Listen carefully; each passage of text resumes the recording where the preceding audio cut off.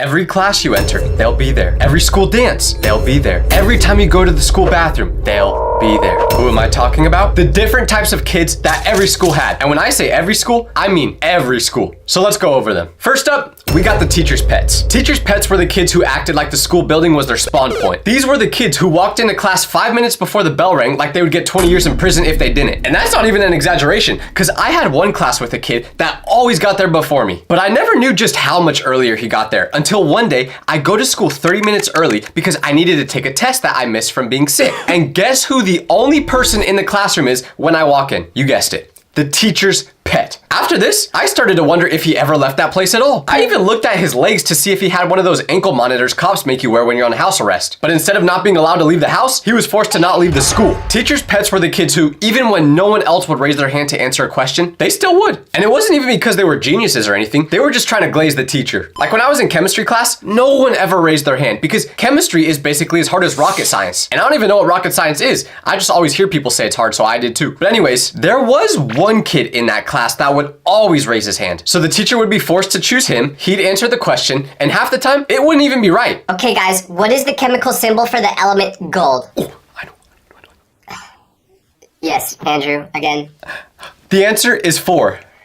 I hate this class. The teacher even got so tired of him being the only person that ever raised their hand that she banned him from answering questions like halfway through the year. And I didn't dislike teachers' pets or anything. They're just trying to get a good grade in the class. I respect it. But the one thing they would do that I absolutely despised was when they would remind the teacher about assigning homework. The clock would be ticking, 30 seconds left of class, and the teacher hasn't brought up homework once. It's gonna happen. You're gonna get out of class without her remembering to give you any work. But then Andrew would just raise his hand and go,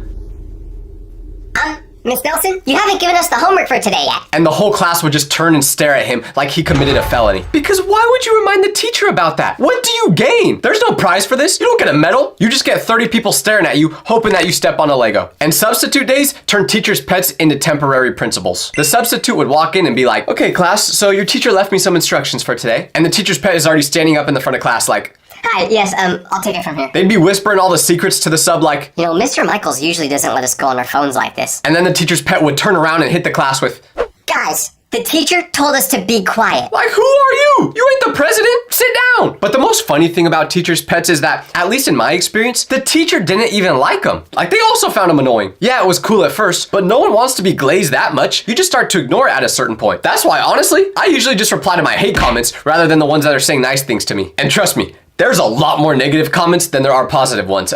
Like a lot. Seriously. I mean, my parents ask me sometimes if I'm okay because they see me getting bullied in the comment section so often. So please, stop. Anyways, the next group of students we have are the dumb kids. And I don't even know if these kids were dumb because of low IQ levels or if they just really did not care about school. I think it was a mix of both. But one person I went to school with was definitely the first option. And I'm not being mean because this person was my friend and he's still my friend to this day, so I can roast him. We'll call him Patrick during this video because his actions remind me of something Patrick Star would do. But anyways, Patrick was somehow so lost during class that he would literally make the teacher rage quit. Like one time, we had a test that was timed. We only had 5 minutes to do it. And once the timer was up, you had to drop your pencils and turn in the test. So the teacher says to begin, and everyone is sweating, trying to finish before running out of time. And right when that timer beeps, the teacher says to drop our pencils. But then Patrick raises his hand. So the teacher goes, yes, Patrick? And he says, when do we start the test? he literally left the teacher speechless. Like, she did not know how to respond. And while having a class with Patrick was awesome because it was so funny to watch him interact in class, it was also terrifying because whenever we had group projects, he would always want to work with me. And if you've ever been in a group project with someone like Patrick, you know it's a nightmare. Doing group projects with someone like Patrick is like trying to play duos in Fortnite, except your teammate is using their feet to play instead of their hands. You know you're gonna have to carry them. When we had a group project together, I tried giving Patrick the easiest job possible. I literally just told him, Patrick, find good pictures to put on all of our slides. That's it. And somehow I'd open the Google Slides later and our presentation about Abraham Lincoln would have this photo on the front page. One time, I asked Patrick if he could change the font on the whole project to Times New Roman, and he responded by asking me if that was a superhero. And then when we had to present this project, you know he didn't memorize any of his lines, so we're just standing up there in front of the whole class, and Patrick literally just turns directly toward the projector, away from everyone, to read what I put on the slides. The craziest thing about the Patricks in every school is they always finish tests first. Like always, which is terrifying, because when you're taking a test and you see someone finish before you even wrote your name down, you start sweating a little bit. I didn't even realize realize why all the dumb kids turned in their tests so early until Patrick told me. Because I said to him, hey Patrick, how do you always finish your tests so quickly? And he just goes, oh, well, I just decided whether to pick A, B, C, or D based off which one I feel the most spiritually connected to. Whatever the heck that means. So they weren't turning in their tests quickly because it was easy. No, they just didn't care. But the most confusing part, they'd still somehow pass the class. Always. You'd see the grades they get on all the tests and think, no way they make it through this. But then somehow, on the last day, they're getting a 38% in the class rounded up to a C-. Like, what deal did you make with the teacher? Do you have secret proof they're cheating on their wife? Because that's the only plausible explanation. Patrick would also make my teacher laugh sometimes too, though. Like, we were talking about the mitochondria one time in class, and he went, is that a country? And the teacher tried to not smile, but she couldn't hold it in. No one could. It was too funny not to laugh because you could tell he was being serious. But one group of kids who the teachers loved was the popular kids. Popular kids were the royalty of school. They walked through the hallway like it was a red carpet, and the rest of us were just background NPCs. And they always walked in a group. It almost felt like the Zoolander movie every time they'd walk by.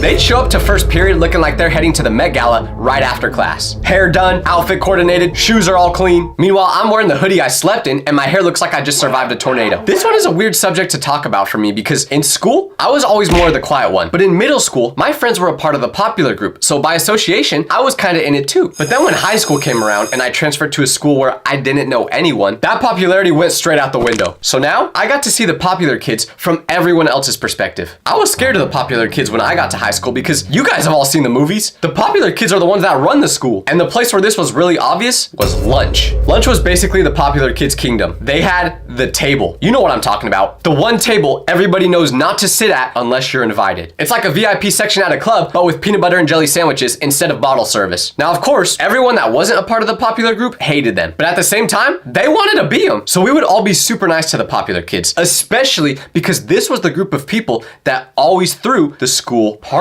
And finding out you were invited to this school party was like getting invited to the World Cup final. One time, I got invited to one of these parties and I was super excited to go after watching Project X, thinking it would be exactly like that. But then when I got there, I remembered how socially awkward I am and I just ended up standing in the corner the whole time, checking the weather in Cupertino. But if you're in school right now and thinking, man, I wish I was a part of the popular kid group, just know it literally means nothing. The moment you finish school and look back on it, you'll laugh wondering why you cared so much about being popular in the first place. Because you want to know what the most popular kid at my old school is doing right now? He's a car salesman.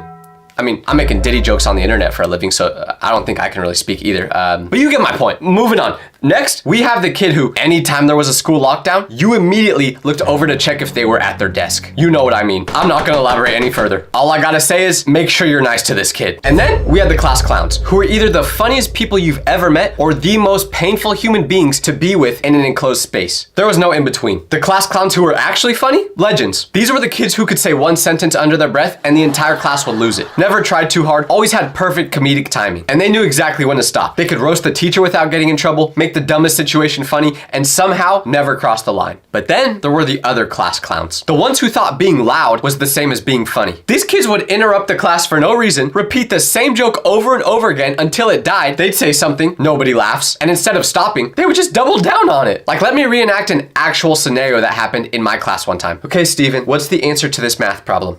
14? No, that's incorrect. What? This is why math is racist. I said, this is why math is racist. We heard you the first time! So if you're in school and you think you're the class clown, be very careful in making sure that you're the one everyone likes, not the one that overdoes it. And if you're not sure whether you're the actual funny one or not, I have some bad news for you. And I know I'm giving the unfunny class clowns a bad rap, but you know who else got a bad rap that didn't deserve it? Band kids. Band kids were easy to spot because they were always carrying a briefcase that looked like it contained an RPG. You'd see them walking down the hallway, hunched over, struggling, holding an instrument case bigger than their body. Trumpets, trombones, anything else that starts with a T, you name it. But band kids had a bad reputation. People would always say they smell, they're a little awkward, and overall, just kind of unlike the rest of the students. And I think that was why band kids only seemed to hang out with other band kids. And sure, sometimes these stereotypes were true, but most of the time, the band kids were actually pretty cool. They were just a little different. If you think I'm lying, actually try talking to one for once, and you'll see what I mean. Most of them are chill, funny, normal people once you start talking to them. Except for this one band kid at my school, because let's just say, this guy also fit into the category I mentioned right before class clowns. Yeah, you know what I'm talking about. But the biggest reason that band kids didn't deserve this label of being weird is that band was actually pretty dope. You never saw what they were spending hours after school working on until the football game came around Friday night and they're playing Mask Off by Future. So start giving the band kids more respect. They're talented. But you know a group of students I absolutely just despised? Like, these people really grinded my gears, and honestly, I wish the school would get rid of them. I'm talking about the students who thought they were influencers. Who would ever try to be an influencer? Like, that's so embarrassing. Get a real job. No, I'm kidding, obviously. That's the career I ended up going down. Still have no idea how I got here, but when I was in school, I was not a part of this group. I had no idea I was gonna be an influencer when I was in school. At this time, I still thought I was gonna be the next LeBron, but it turns out the only thing me and him have in common is our love for Taco Tuesday. I never even realized how delusional I was to think that I could be in the NBA until I rewatched my old high school highlights the other day and I looked like this. So when I talk about students who tried being influencers, I'm not talking about myself, but also no judgment. I just thought this specific group of people was funny in school. A lot of the times, the popular kids and the influencers were the same people. Like, there was these two girls I went to school with who, once again, no judgment, but they would go live on Instagram every day, and every time I would pop in to check it, there would be maybe 2-3 viewers, which there's nothing wrong with. But the part that makes it funny is when they'd come to school the next day and they would literally be like, yeah, a bunch of people are asking us to do more lives.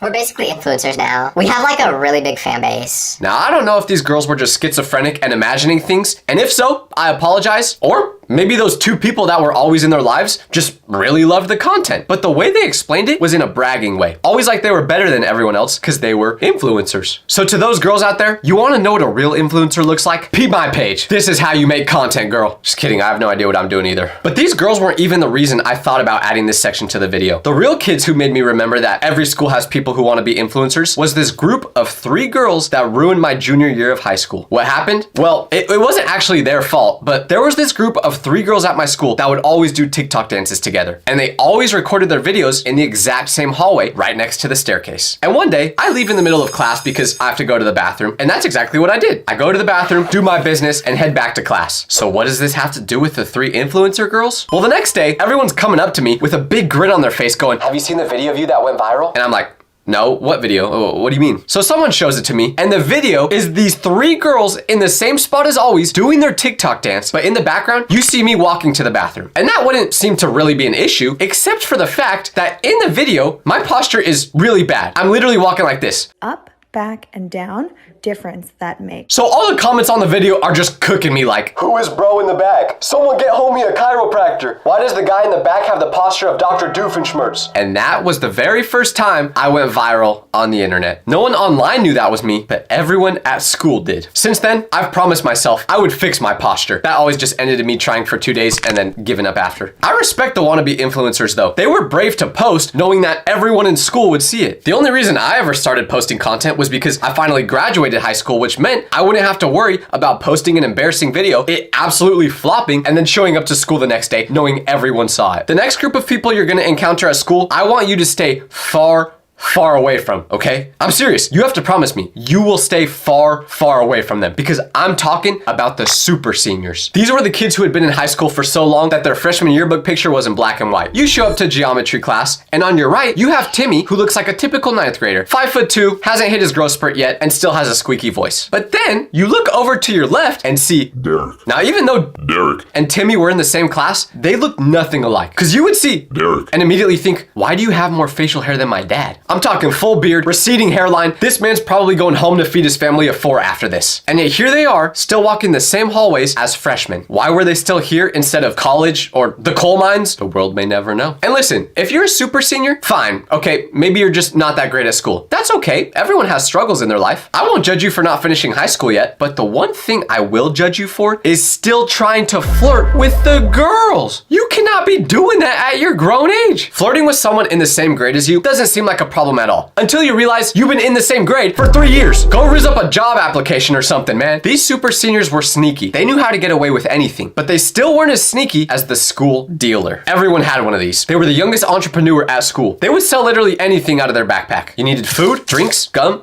Talkies, chargers, homework assignments, literally anything you could want during the school day, they had it. But it wasn't gonna be cheap. These kids were charging like they owned an Erewhon store. They didn't even go to school to learn. They went to do business. Inside their lockers and backpacks, it looked like one of those convenience trucks you see in New York City. And they always had to keep their business low key so they didn't get caught. Because for some reason, it was against school policy. The school just hates to see a young kid getting his bag, let's be real. And actually, I was a victim of this one time. Because in middle school, I really wanted to get a PlayStation. Now, of course, the problem was I only had about $14 and a McDonald's gift card to my name. So I couldn't afford it, and my parents refused to buy me one because they wanted me to like go outside or something. I know, stupid. But since you can't get a job at 12 years old, well, at least not legally, the best thing I could think of to make money was start selling candy at school. I would have my mom take me to Costco and buy 24 packs of candy. I'm talking M&Ms, Snickers, Skittles, you name it. I had all the best candies. These candies cost about $1 each, and I would sell them for $3. So all I had to do was sell 200 pieces of candy, and I would be able to afford the PlayStation. Sounds easy enough.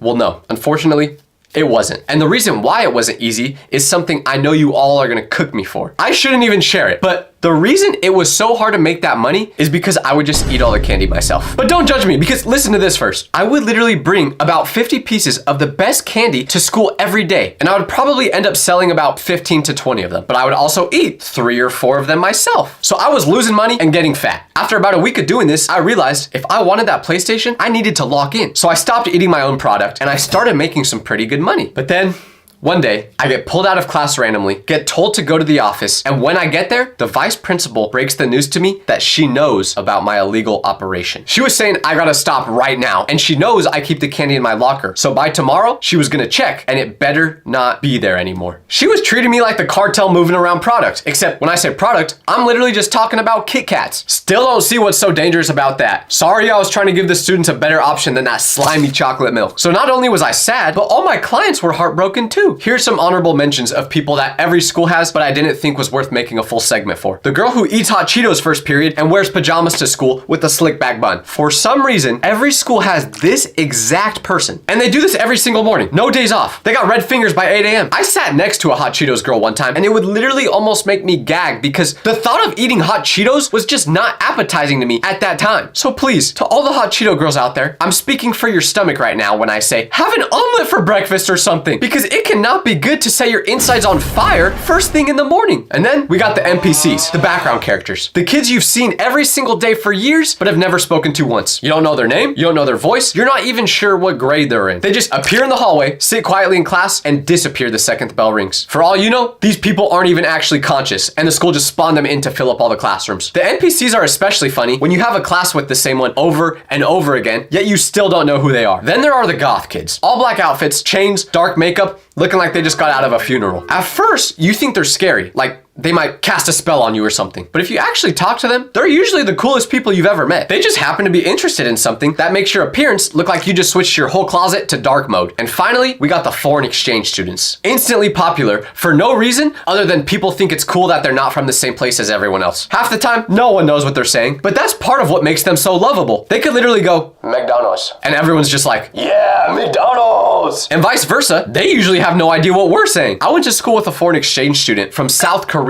and even though we could barely understand each other, we were homies. But all our conversations would go exactly like this. Hey Jongwoo, how you doing? Oh, yeah, nice. Teachers love them, students love them. They became friends with everyone without even trying. Every school has all of these people I mentioned, even yours. Maybe in different fonts, but your school definitely had it. Let me know if there's any other students that every school has in the comments that I forgot about, because I'm sure there's a bunch. Hey, can I go to the bathroom? No. Hey, can I go to the bathroom? Yeah, of course. Hey, can I go to the bathroom? You could leave school right now and never come back for all I care. You may be wondering, why did I just show you my incredible acting skills right there? Well, it was to give you examples of the different types of teachers that every school has, including yours. First type of teacher we gotta talk about is one that still gives me goosebumps to this day. You know them, you love them. I'm talking about the baddie teacher. Every school had one. The teacher that made attendance mysteriously hit 100% even during flu season. The one where guys who hadn't raised their hand all year were suddenly volunteering to answer questions. The kids who couldn't even tell you what 2 + 2 was suddenly becoming scholars when this teacher walked into the room. And for me, my baddie teacher was Mrs. Rodriguez in English class. And listen, calling this teacher just a baddie doesn't even do it justice for how beautiful she was. And it wasn't just me that thought this. It was was all the guys at our school. And because of that, when we were picking our classes, everyone would try to get in Mrs. Rodriguez's class. Not because of what she was teaching. To be honest, I don't even remember a single thing from that class. It was purely because she was 26 years old and looked like she should have been on a magazine cover instead of teaching us about Shakespeare. So of course, when I found out I got into that class, I was so excited. And the actual dynamic in that classroom was insane. Guys would show up 10 minutes early, which never happened for any other class. Like, I knew kids who were late to literally everything. Like, I'm talking, they were probably even late to their own birth. But when it came to this class, suddenly they discovered the concept of being on time. And whenever the teacher needed help with passing papers out, you know everyone raised their hand. I don't know what everyone's grades in that class were, but they must have been pretty great because I saw the same guys who would sleep through every other period suddenly raising their hands to discuss symbolism in the book To Kill a Mockingbird. Do you even know what that sentence I just said means? Me neither. That's how hard people were trying in this class. But not everyone liked this class. No, because the girls hated it. And I understood why. They had to sit there and watch every single guy in the room be a complete moron trying to impress someone they had zero chance with. My friend Sarah, who was in that class with me, once told us being in this classroom is like going to school with 20 golden retrievers who all just saw the same tennis ball. I didn't understand that at first, but now that I think about it, that was pretty clever. But just imagine how depressing it was when the school year ended and I had to say bye to Mrs. Rodriguez. It felt like getting a divorce. I mean, Mrs. Rodriguez, if you're watching this, I am old enough now, in case you want to go on a date or something.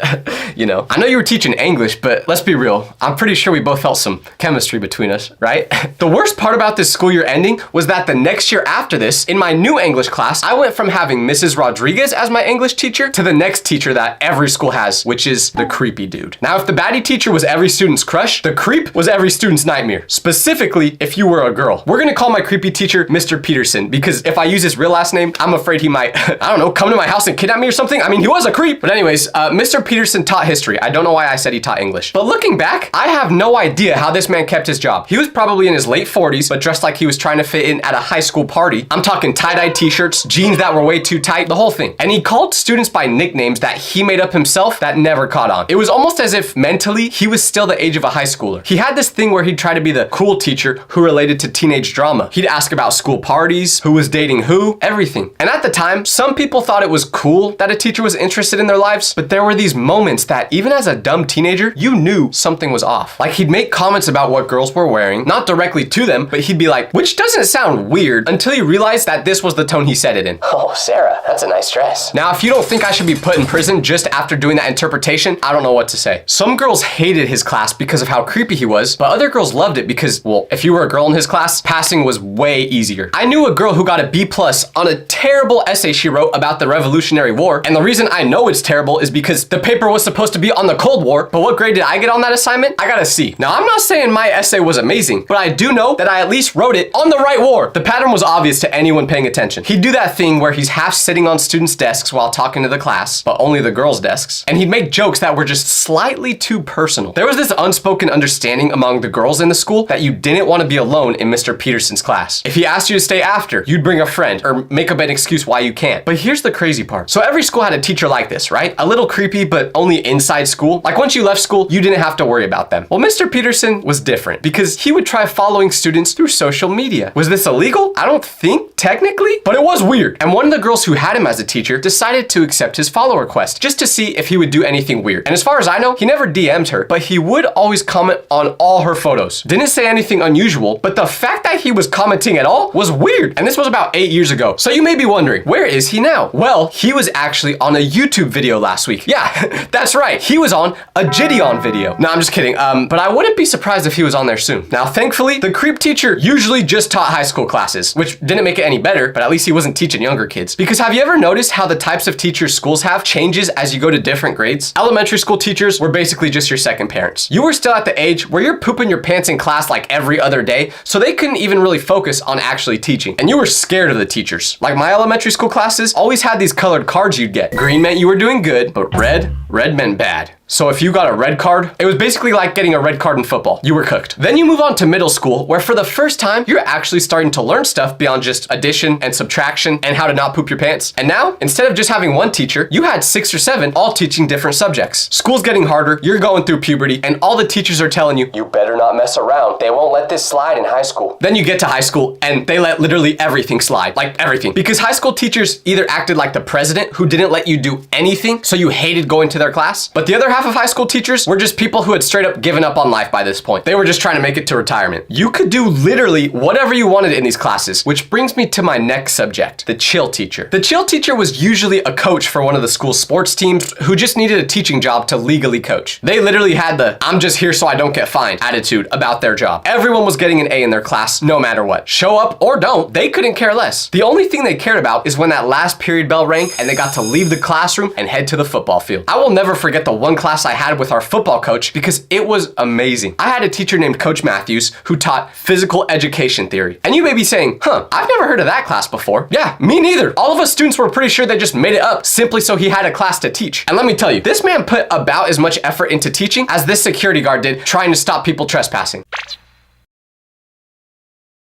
He would do the same thing every day. Put on a documentary about sports and then fall asleep at the desk. I'm not exaggerating about the sleeping thing just to make the story sound better either. He had a full routine. He'd start the video, tell us to take notes on it, then sit down, put his feet up, and within 10 minutes, he was out, completely snoring. We'd have full conversations at normal volume and he would not wake up. His grading system was the most simple thing ever. You either got 100% or 0. That's it. If you showed up, you got the 100. If you were absent or being dumb, you still probably got the 100. I never met anyone in that class who did get a 0, so I don't even know if that ever happened. But it genuinely would have been harder to get a 0 than a 100. You would think at some point the school would step in and be like, "Hey coach, if you're gonna continue working at this school, we need you to actually teach something, like even just a little bit." But Coach Matthews was so good at coaching the team that as long as they kept winning, the school didn't care one bit about what was going on inside the classrooms. Every day I miss Coach Matthews' class. But if there's one class I really don't miss, it was my 7th grade science class. Because for some reason, there are some teachers out there who wake up in the morning with one thing on their mind, and that is to make sure their students' lives are as miserable as possible. It's like they can't sleep unless they know every student is going home after school crying. My 7th grade science teacher, Mrs. Elliott, taught me that some people just want to see the world burn. And she is the subject of the next type of teacher I'm going to talk about, which is the teacher that's on A power trip. If you don't know what I mean by this, let me give you a visualization of what this looks like. Picture a boxing ring, and inside it is the best fighter in the world. If someone tries to come into that ring, they beat them up, punch them until they have no hope left. Now the teacher that's on a power trip, that's the boxer. And the boxing ring is her classroom. And the opponents that come into the ring are the students. Because stepping into Mrs. Elliott's classroom was like stepping into a torture chamber. But at least when you're in one of those, the torture usually stops after a while. This, on the other hand, was never ending. Let me explain to you just how horrible this class was. You couldn't use the bathroom during class, ever. Didn't matter if it was an emergency, didn't matter if you were sick, it did not matter if you quite literally pooped on the floor. Because she had this whole thing about how In the real world, you can't just leave whenever you want. which is actually not true at all. I have no idea where she got that from, but whatever. And then when it came to where we sat in class, of course, she assigned seats, but she had a strategy to make sure we sat in the worst spot possible. If she saw you even smile talking to the person sitting next to you, she would immediately move you next to someone you didn't talk to. The whole point of her class was to make sure that you did not enjoy it. Of course, the most terrifying part of being in her class was on test day, because cheating in that class was impossible. If you even dared to turn your head 1 degree in either direction, you better kiss any chance at college away, because she would fail you right there. I remember one time, a kid sneezed during a test, and she accused him of cheating. Yeah, because of a sneeze. He promised he wasn't cheating, but she didn't trust him, so she made him retake the test alone in the hallway. When he tried to explain that he just sneezed, she said, I've been teaching for 15 years. I know all the tricks that you guys try to pull by now. Looking back at it though, I low-key respect how dedicated she was to being a villain. Like she was really a D1 rage baiter. And don't get me wrong, I never want to go inside that class again, but I can tip my cap to anyone who's that committed to something. Now that science class was bad, but at least after the school year ended, I never had to worry about it again. But unfortunately, there are some teachers you are stuck with for life, whether you like it or not. And it's all because you know this teacher outside of school. For me, it was Mrs. Patterson, my friend's mom. She taught some medical class I don't remember the name of, and at first, I thought it was gonna be chill. Like she was cool outside of school. I've been to their house for sleepovers many of times. So surely this would be an advantage for me, right? It was not an advantage. First of all, I think because everyone knew that I was best friends with her son, she went out of her way to not show me any favoritism, which, okay, I respect, but also, come on, throw me a bone. Like if I asked a question, she'd be more strict about making me figure it out myself than she was with other students. But the real awkwardness came from the fact that since I was friends with her kid, my mom was friends with her. So if I was misbehaving in class, my mom knew about it. If I was talking to a girl in that class, she'd tell my mom about it. That never happened, let's be real. But if it did happen, my mom would have known. Point was, I felt like I always had to have my guard up here because she was watching everything I did and reporting it back to my mom. The worst part was how this affected me outside of school, because now whenever I would try going to Jake's house to hang out, if his mom was there, I tried to hide from her. I didn't know whether she was gonna be cool mom or scary teacher, so I just didn't want to get involved with it at all. It actually started to put a strain on mine and Jake's friendship relationship because I started saying no more and more whenever he would ask me to come over. Not because I was busy, but I just didn't want to go to the house where my teacher lived. Unless it was Mrs. Rodriguez's house. Once again, hit me up.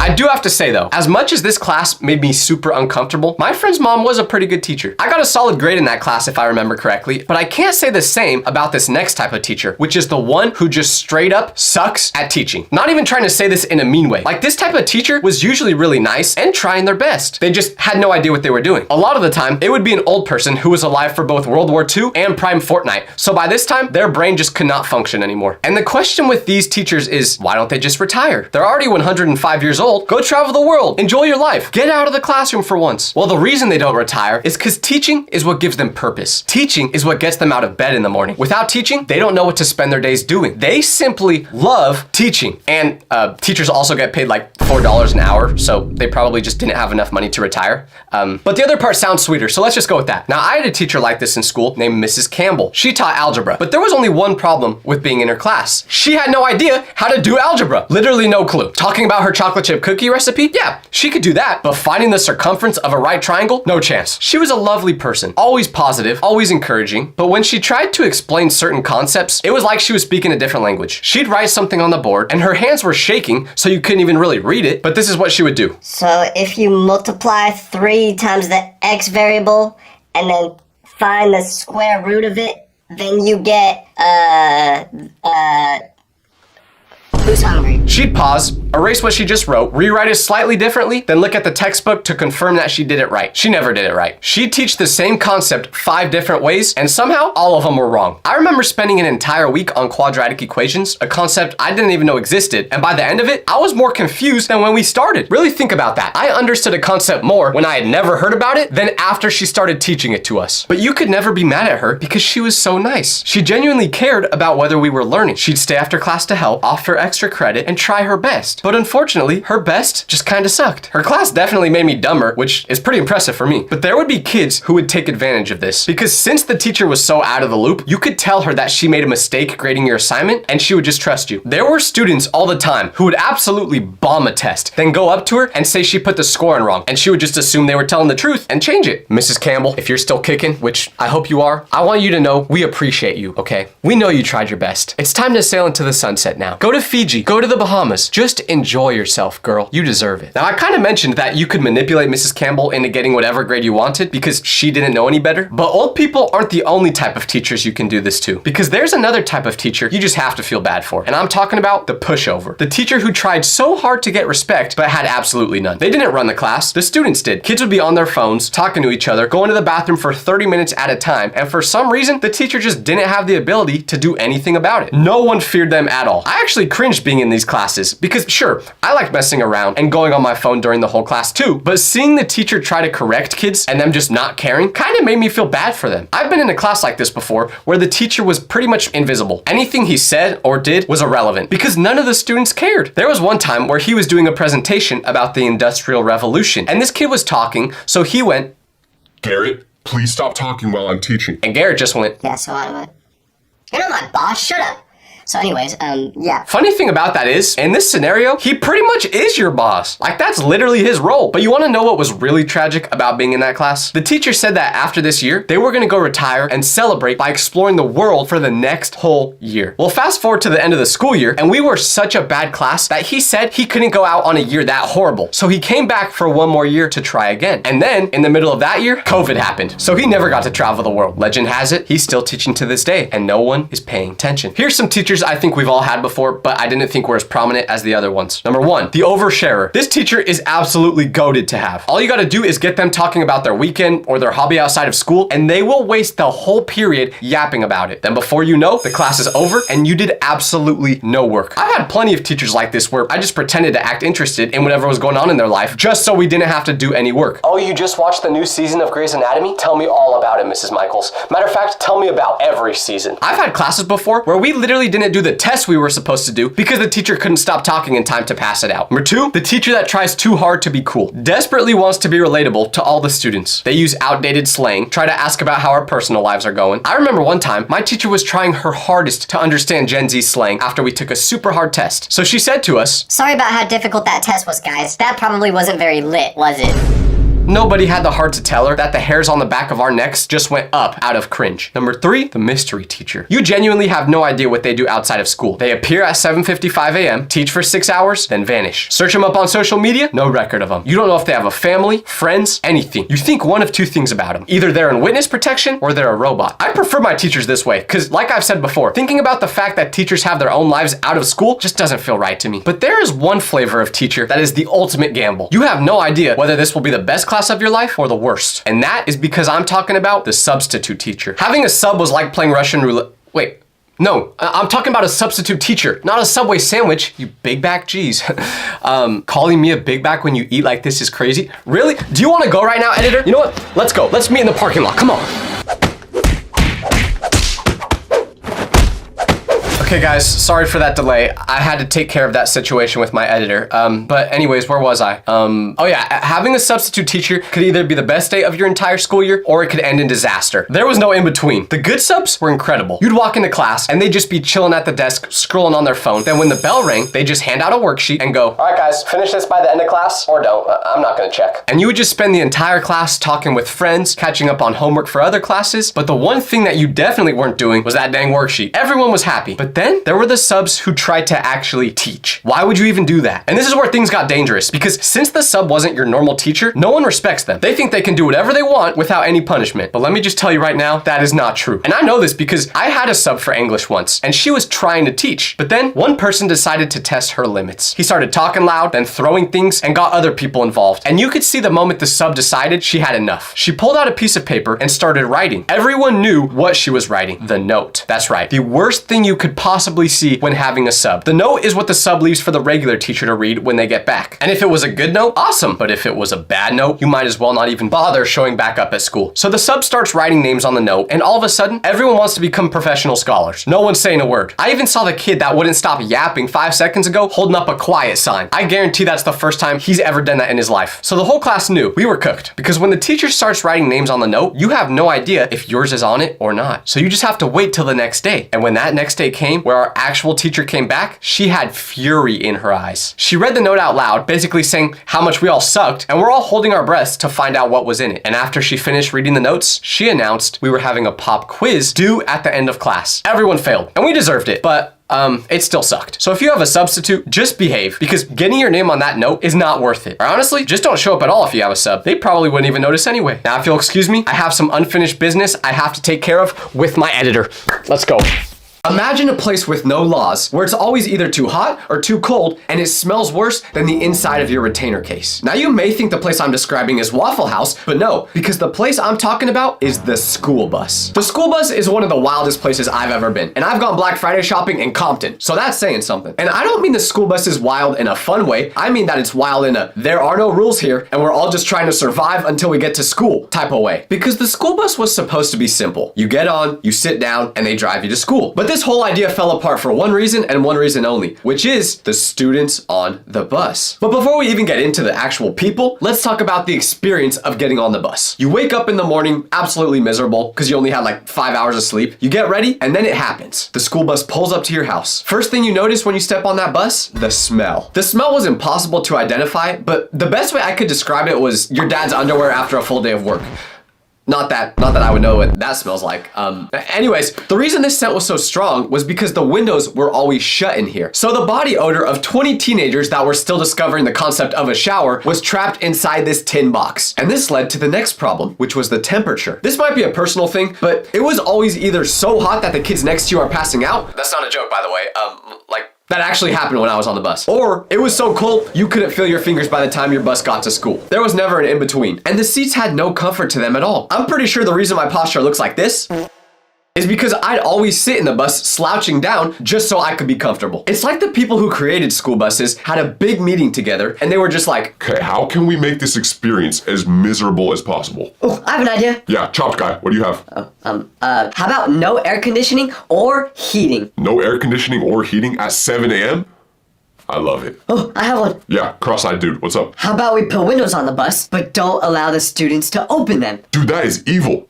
I love it. So you've got a smelly bus, a temperature that is always wrong, and seats designed by someone who has never sat down before in their life. And then you fill it with 30 kids, and what happens? I've got a new video topic. Now I lied at the beginning of this video when I said the bus had no rules, because it did have one. And this rule was about where you sat on the bus. Because the bus was split into 3 sections: the front, the middle, and the back. And based on where you sat, everybody on that bus already knew exactly what type of person you were. Let's start at the front. The front of the bus was for one type of person and one type only: the teacher's pet. Because what other reason would you have for wanting to sit as close as possible to the driver? If you sit literally anywhere else in the bus, the driver won't be able to hear what you say or do, which means you could do whatever you want. But here's the thing about front of the bus kids. They didn't just sit there quietly being good. They didn't just sit there because they were homies with the driver and talked about sports or movies with them. No, they had a purpose for sitting up there, and that purpose was to be the lookout. Now, of course, since the bus driver has to focus on, well, driving, he doesn't have the time to pay attention to every single kid and make sure they're behaving. So the front of the bus kids would take it upon themselves to do this for them. Now you may be wondering, did the driver ask the kids to do this? No, they probably couldn't care less, to be honest. Because I was on a bus one time and the lookout kid tapped the driver on the shoulder and said, "Mr. Roberts, there's kids fighting back there." And because the bus has that big honking mirror at the front of it, I could see the driver's face. And when this kid snitched on the people in the back, the bus driver literally just rolled his eyes as if he was tired of this kid snitching on everyone. The kid would do this over literally anything too. Like, he had the rows of seats memorized. Kids in row 10 are throwing food on the ground. And no, hey, I respect the passion that these front of the bus kids had, but maybe they should have put that passion towards something more useful, like cranking 90s and Fortnite. That's what I was passionate about at the time. Now that I think about it, my passion was pretty useless too, actually. I genuinely felt bad for the front of the bus kids though, because the one on my bus was just trying to behave. He wasn't actually doing anything wrong, but because he'd snitch on other students, some of the people on the bus would mess with him. Like, there were times where he'd get a grape thrown at him and turn around like this.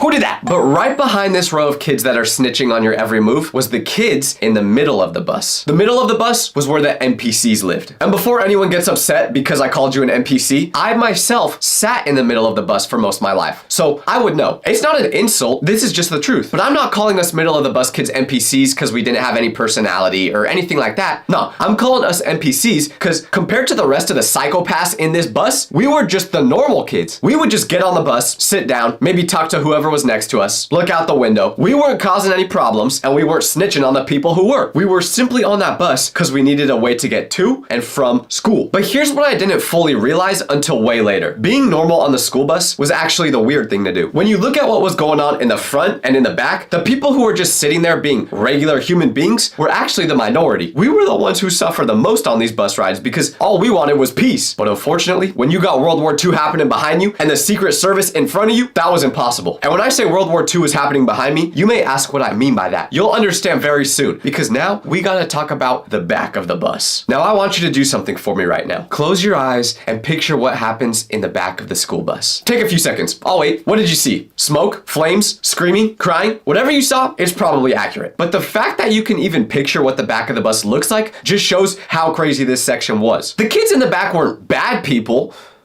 Okay, maybe sometimes they were. That might be a lie. But they just did not think the same as the rest of us. I don't know if there was free caffeine hidden somewhere back there or what, but it was always pure chaos. And you may ask yourself why the back of the bus was so different from everywhere else. And it was simply because this was the furthest point away from the driver. So this basically meant no one had any idea what you were doing or saying. Yeah, sure, the bus driver has mirrors to look back there, but at least in my case, my bus driver had bad eyes, so they probably couldn't even see that far back. Now that I think about it, why was someone with bad eyesight driving a bunch of kids around to school every day? How did he even pass the test? Whatever. Anyways, I know I said I was a middle of the bus kid, but that was when I matured a little bit, because before that point, I myself was a back of the bus kid. And this means I know firsthand what happens back there. I'm talking cooking food, breaking windows, riding on the seats, anything you can imagine, it probably happened. So I have some crazy stories about kids in the back of the bus that you would not believe. So if you're a back of the bus kid watching this, learn from me. Please stop. But here's the thing, splitting the bus into front, middle, and back is really only part of the picture, because inside those sections, there were specific types of people, characters, the same characters that appeared on every bus, in every school, in every city. Let's start with the one who plays music. This person mainly lived in the back section, but their presence affected the entire bus, because although playing music usually isn't a big deal, for some reason, there was always a kid who would play it out loud. Why would they do that, you may ask? That's a great question. This person would hop on the bus at 7 in the morning and they're playing Drip Too Hard by Lil Baby. Don't get me wrong, I like that song, but it's 7 in the morning. Let's listen to that song at lunch. Not now. If you're gonna play anything at this time, play elevator music or something. I always wondered if this person played their music out loud because they didn't care if they were bothering anyone, or if it was because they actually thought other people wanted to hear their music. Newsflash,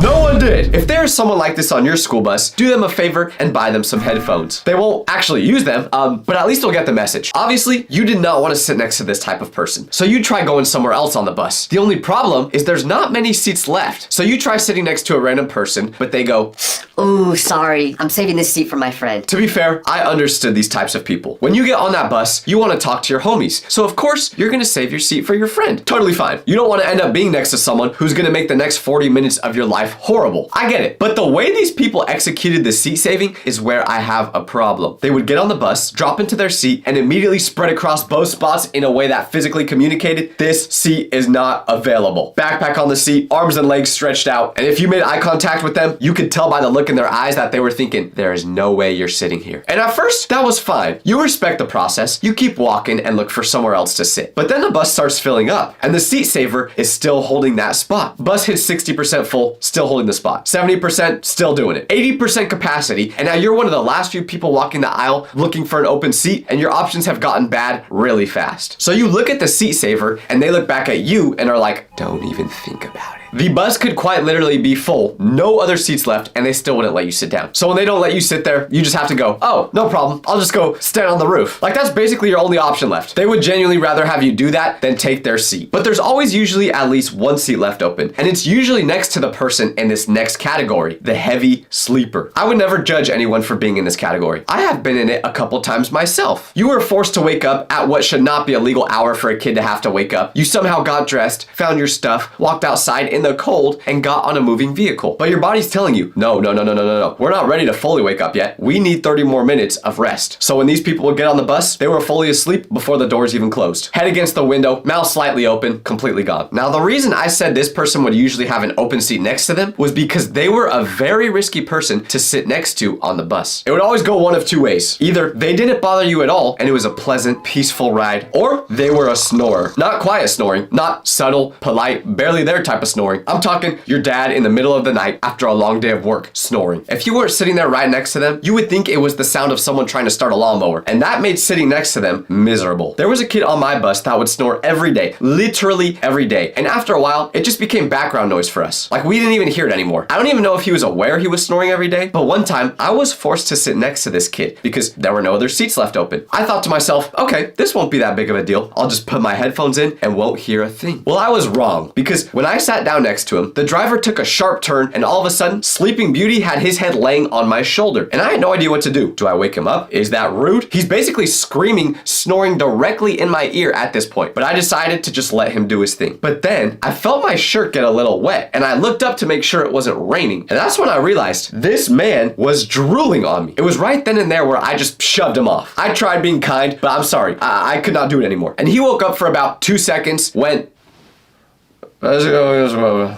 then he leaned against the window and went right back to sleep. But some people on that bus simply could not afford to sleep. Some people had things to do, important things, things that were supposed to get done the night before, but didn't. You know who I'm talking about. The person who was always rushing to finish their homework. This person was usually super handsome, super tall, and all the girls loved him. Now, am I saying this because I was always this person?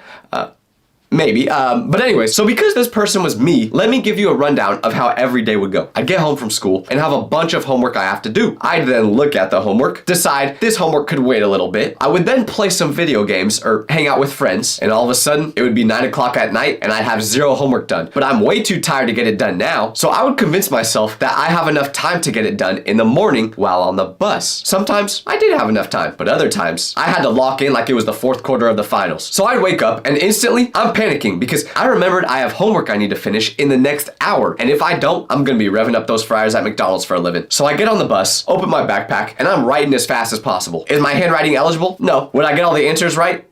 Usually no. But did I finish before we pulled into that school parking lot? Every single time. Because here's the thing about me that I realized back then, and I still believe now. I was not a regular season player. I was a postseason player. I performed better under pressure than I ever did when I had plenty of time. You give me a whole weekend to do something, and I'll do it on Sunday night. You give me a whole weekend to do something, and I probably won't get it done. But if you give me 40 minutes on a school bus, I will exceed expectations. I could not get any work done unless I had a genuine threat of failing the class. So this was already super stressful, but nothing made the homework situation harder than having the person directly behind you kicking your seat the entire ride. The seat kicker was a very interesting type of person, to say the least. I'm trying to talk about them without my face getting red because they usually tended to make me very annoyed. Even just thinking about them right now is making me clench my fist. You can't even blame someone for being a seat kicker. They just don't know any better until they turn 5 years old, because at that point, there's no reason to still be a seat kicker. Who raised you? I don't even know if they're aware they're doing it or not, but every few seconds, you would just feel a thump, and I'm trying to do my homework, but then I lose my train of thought because I just got assaulted. This would happen over and over again. And one day, I got completely fed up with it. I don't know if I woke up on the wrong side of the bed this morning, but one time, I felt my seat get kicked, so I turned around, looked at the guy who did it, and said,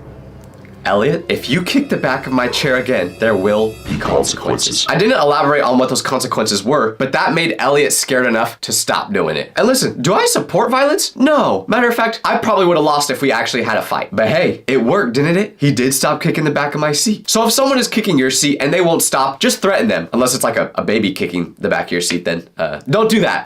Well, actually, no, don't do that. Now, you would think the school bus needs someone to stop these seat kickers, but unfortunately, that did not exist. But there was one type of person that could have stopped them: the police officer. What? Tyler, you had actual police officers on your bus? No, I'm not saying we had actual police officers. I'm talking about a student, a completely normal student who had at some point decided they were going to dedicate their whole lives to making sure no funny business happened on that school bus. Nobody put them in charge. Nobody asked them to volunteer. They didn't have a badge. They just decided one day that they were the law on the bus. These people were obviously part of the front of the bus group. Unlike every other kid, these students weren't fazed by having to get up at 6:30 in the morning every day, because they came ready with the energy. These kids had an awareness level that was actually kind of impressive if you think about it. They could be sitting anywhere on that bus and they would still know what's happening all around them. Someone in the back starts doing something mildly questionable. The bus officer had already seen it and reported it to the driver. The driver didn't ask for their help, but the thing that's silly about this is, did it actually work? Did the bus become a calmer, more orderly place because of their efforts?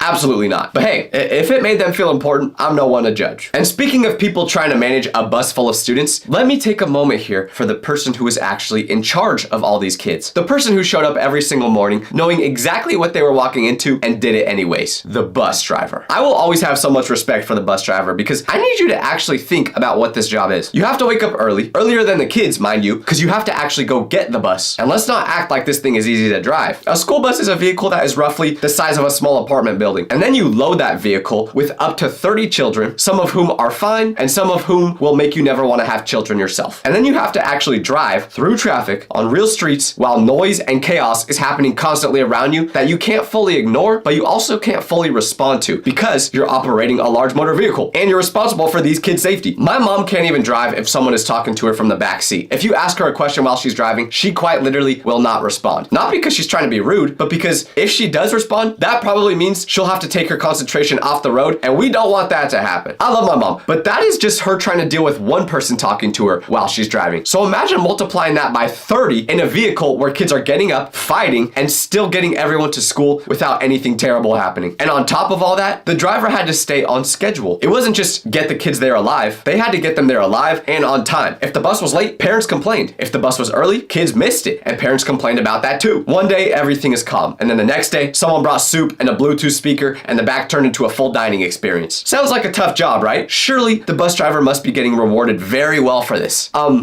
Well, if you count minimum wage as a reward, then I guess. Like, the bus driver did not make enough money for this job. Whatever they were being paid, it wasn't enough. So you may be saying, Hey Tyler, if you think bus drivers deserve more money, why don't you give them some?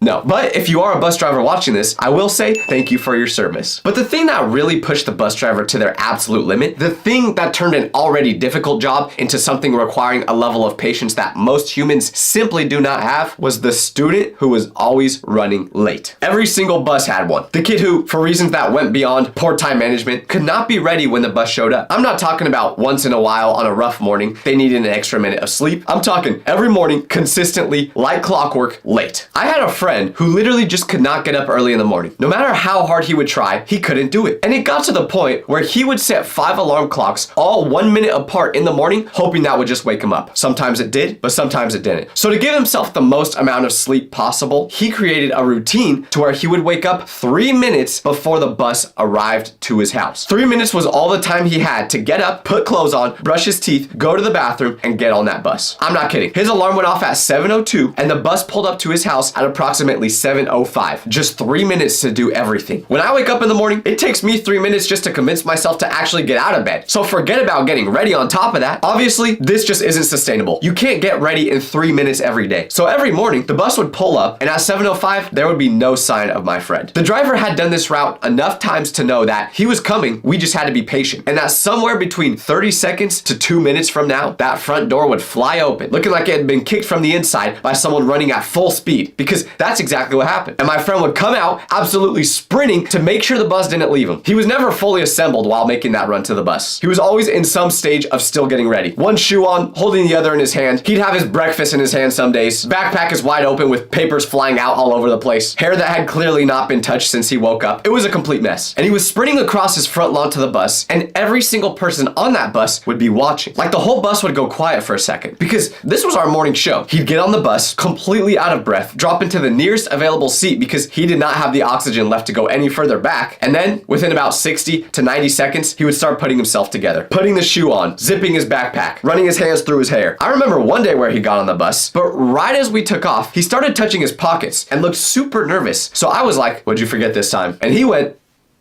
My underwear. "Oh, that's not a big deal. Why are you so panicked about that?" Because how am I going to change in the locker room now with all those people around me? I don't know what he did end up doing that day in the locker room, but knowing him, he probably figured it out. I respected his ability to maximize how much sleep he got every night. If I could have woke up and made the bus 3 minutes before leaving every morning, I would have done the exact same thing. But unfortunately for me, I always had to give myself about 45 minutes to get ready in the morning. Not because I was doing my hair or making sure I looked good. No, it's because I spent the first 30 minutes on the toilet every morning because my body gave me no other choice. Matter of fact, I still do that every morning. I've just accepted it at this point. But the craziest part about all of this is the fact that the school bus driver never crashed. Like, have you ever heard of or seen a school bus crashing? I sure haven't, which is why, once again, I have to give very big respect to school bus drivers, because if it was my mom in control of that bus, this would have happened.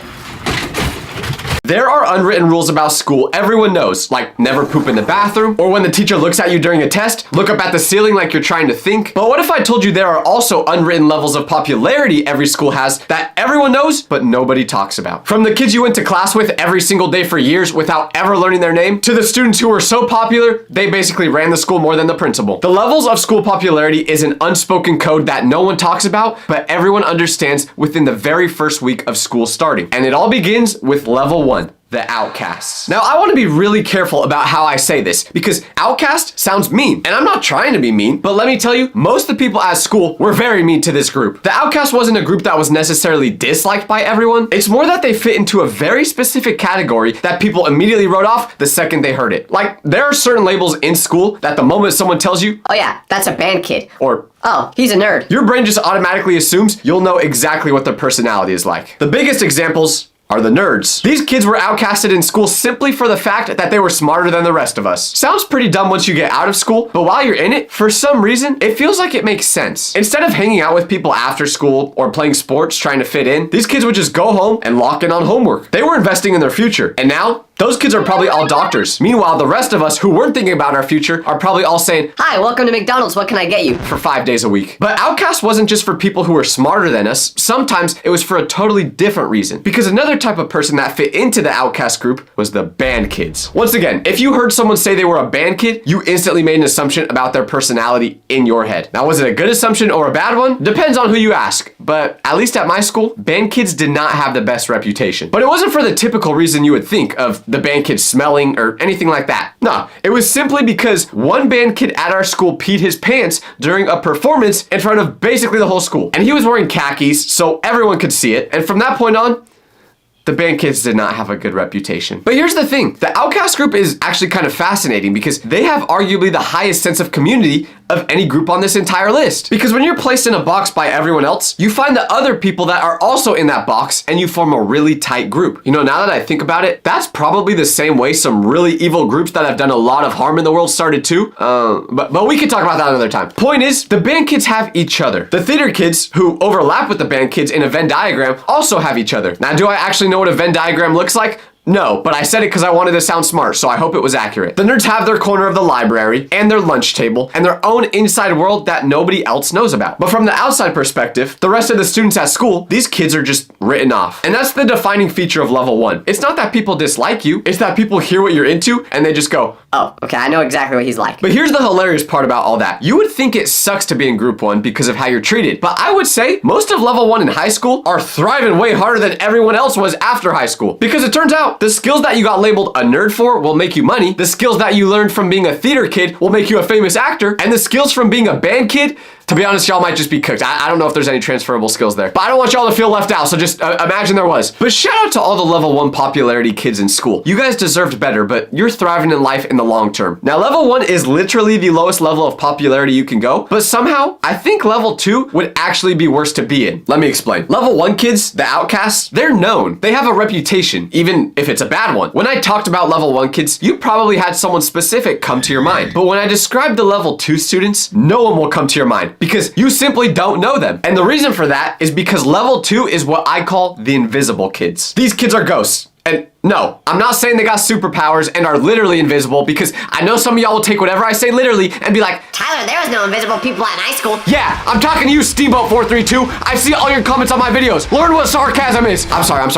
But let me get to the point. The kids in level 2 are simply people that exist. They attend the school, they sit in class, do their homework, eat lunch, but somehow, despite doing all those things in the same building as 500 other people for 4 years, nobody knows who they are. Like, you'll be at a lunch table one day and you'll glance across the cafeteria and there will be a kid sitting alone and you'll think, Wait, who is that? and someone will say, Well, that's Jake. We've gone to school with him since kindergarten. and you'll just be thinking, you could have told me that man transferred to this school today and I would have believed you. The invisible kids are not weird. That's the thing. They're not doing anything that would cause people to write them off the way level 1 kids get written off. They're not labeled at all. They're not nerds. They're not band kids. They don't do anything to get noticed. The more I talk about it, this low-key sounds like the most peaceful life ever. They probably don't go through any drama or anything. Just imagine how low their cortisol levels are. But I did say in the beginning of this section that I believe being a part of level 2 can be worse than level 1. And the reason for that is because at least outcasts have a community. The nerd table is a real table with real people who care about each other. The band kids have band and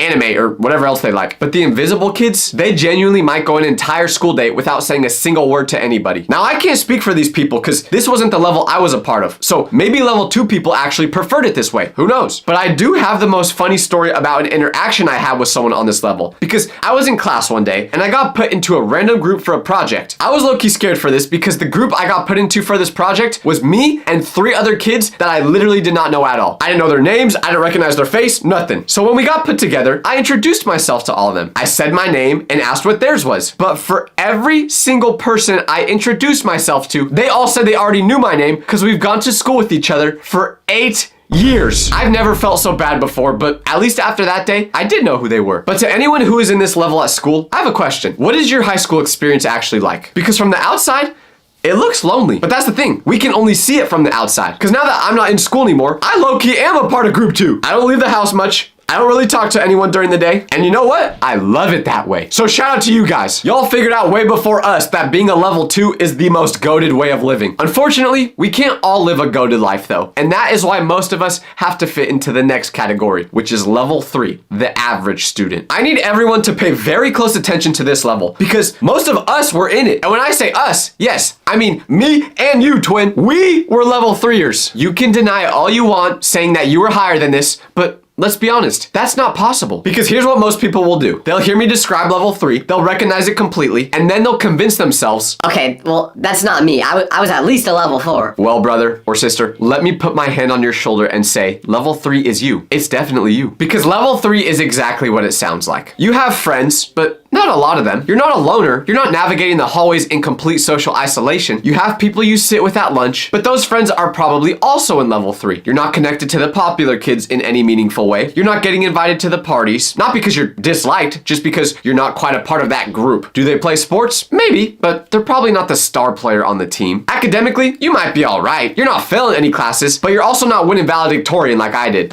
Okay, that's a lie. Now, I think level 3 can either be the best level to be a part of or the worst, because level 3 students are never targets. The bullies don't care about you because they're more focused on level 1. You'll probably never be miserable in school because no one is spreading rumors about you or involving you in drama. That sounds really nice, right? But when you're in school, for some reason, you crave drama. So you're kind of sad that you're not a part of all that. But if you aren't sure whether this was your level, I have a way that will confirm whether you were in it or not. When you think back to all the years you've been in school, are most of your memories about the people you were close with or about the broader school in general? You remember conversations at that one lunch table. You remember the inside jokes with your 2 best friends, but you probably don't have a lot of memories that involve half the grade, right? Because that's how my experience was. Low-key, now that I'm looking back at high school, I had no motion, dog. No wonder I never had a girlfriend.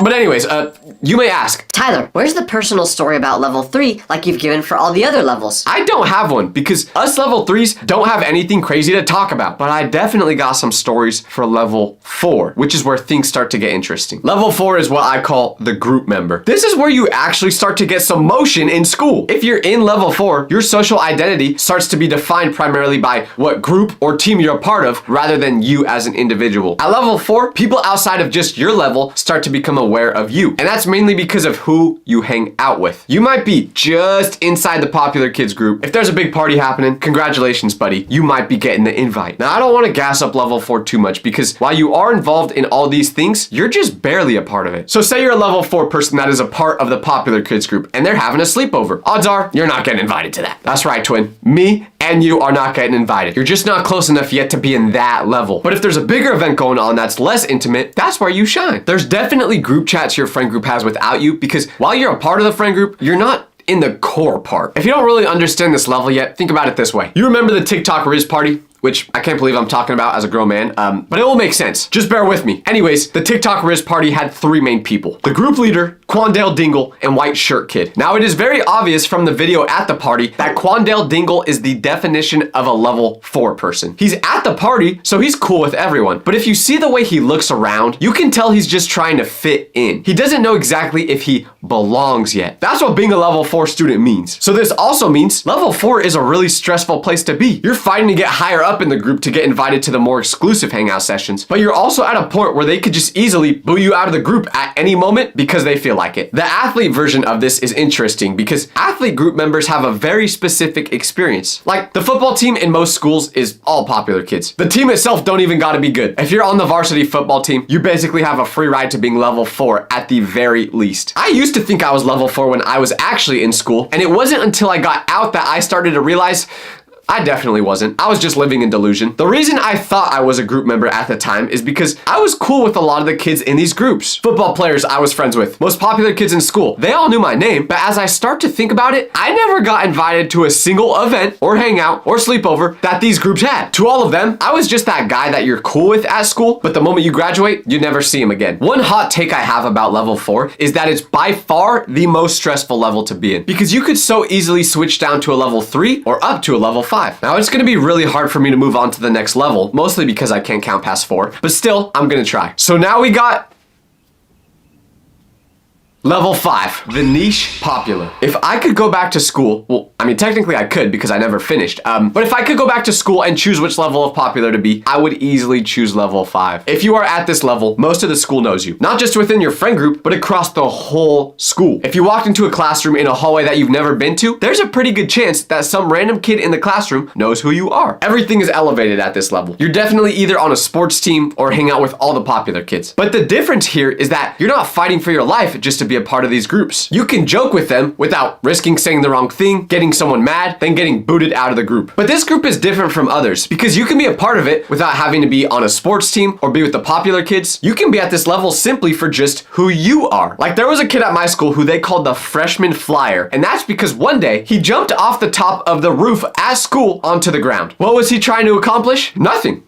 He did break his back though. But what I'm getting at with this is that he instantly became level 5 of popularity because obviously when someone jumps off a school building, you're gonna hear about it. So basically everyone knew his name. By the way, I don't recommend trying that. This didn't mean he started hanging out with all the popular kids. He still went about his day like normal. In a back brace, sure, but everyone at the school knew his name now. Another example of someone who could be level 5 of popularity is the school plug. And I don't think I need to explain what that means, but let's just say you're the person who can get things that other people need, like M&Ms, and people are always happy to see you. Obviously, in an ideal world, everyone would love to be in the highest possible level of popularity. But here's the problem with getting too much higher than level 5. The higher you go, the more your popularity stops being about people liking you and becomes more about people either being jealous of you or wanting to use you for social gain. At a certain point, and we'll get into exactly where that point is, the popularity stops being warm and starts being complicated. This is the weird part though, because I was definitely at different levels throughout all my years at school. Yeah, I know I said I was in level 3, but that was for most of school because there was a time where I, Tyler Vitelli, was in level 5. And let me tell you, it was amazing. For both years of middle school, I was the new kid. There were so many kids I had never met before who went here, and that made people interested in me. So instantly, I became kind of popular. And let me tell you, the perks of being level 5 were the best. I was getting invited to everything. Like this was the first time I ever went to a party, and one of the last because I realized I didn't like them. But everyone was friendly to me, and there was literally nothing for me to complain about. You know what the best part of level 5 was though? You're mostly immune to the drama. You're popular enough to be respected, but not hated or envied enough to the point where people want to make up rumors about you. Unfortunately, I suffered from this one time because my school made a rumor about me that I wore a thong to class. Obviously, this was entirely made up,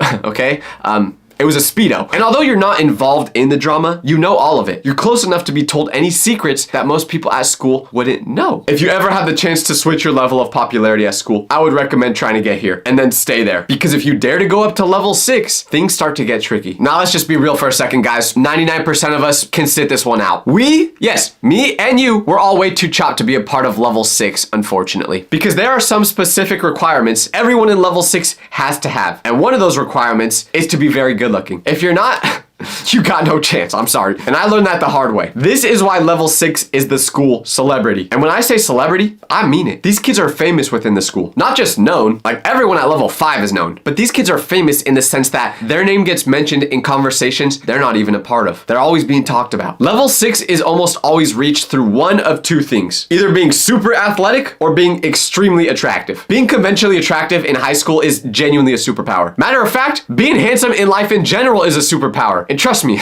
I would know. Can't wait to see what the comments say about that part. But whether we like it or not, it's the truth. The good-looking students get treated differently. They get more patience from the teachers, more invitations, more attention. People they don't know smile at them in public. This is why when people ask the question, would you rather be super good-looking but really dumb or really smart but ugly? The answer is always obvious to me. I mean, I'm already really handsome, so I don't really gotta worry about that question though. And the elite athlete version of being in level 6 is similar. If you're the starting quarterback on a football team or a starting player on a basketball team, you are level 6 almost by default. The thing about being a school celebrity is that everyone wants to be around you. And that sounds great on paper. Who wouldn't want to be popular? Who wouldn't love people always wanting to sit with you and talk to you and invite you places? The problem is you very quickly start to lose track of who actually likes you versus who hates you. Because the people who hate you will act the nicest to you. But trust me, they are wishing on your downfall. As bad as it sounds, it's true. I would trust my friend way more that calls me chopped all the time than the one that's gassing me up. Because at level 6, your friendship is currency. People literally gain something from being your friend. My first year of high school, there was a guy who was definitely level 6, and I still don't know why, but for some reason, he just really liked me. He was a junior, so he had a car, and he would always drive me to get food and things like that. Now, the only problem was this man was crazy. Like literally crazy in ways I'm scared to elaborate. But because of that, I was always nervous to be around him. But hanging out with him gave me so much social credit with the rest of school that I would still hang out with him even though it kind of terrified me. If you get put in this same scenario and have an opportunity to be friends with someone in level 6,